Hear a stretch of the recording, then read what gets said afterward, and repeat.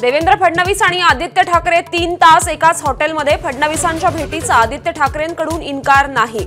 चाललंय ते चालू द्या म्हणत निघून गेले. बातम्या बघून आता एक व्यक्ती गावी जाईल, नाव न घेता एकनाथ शिंदेंना टोला.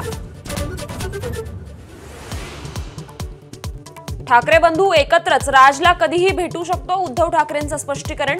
कुणाला काही प्रॉब्लेम आहे का असा प्रतिसवाल. योग्य वेळी योग्य निर्णय घेऊ अशी ही स्पष्टोक्ती.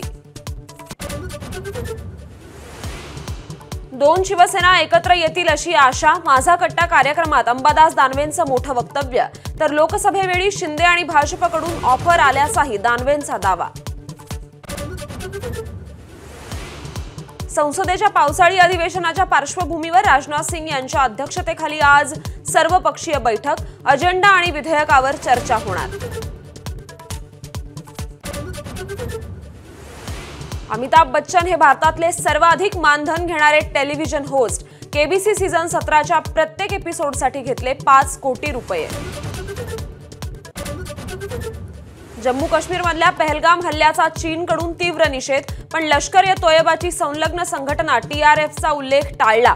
दहशतवादाविरोधात सहकार्य वाढवण्याचं सर्व देशांना आवाहन. वर्ल्ड चॅम्पियनशिप ऑफ लिजंड्स मधला भारत-पाकिस्तान सामना रद्द.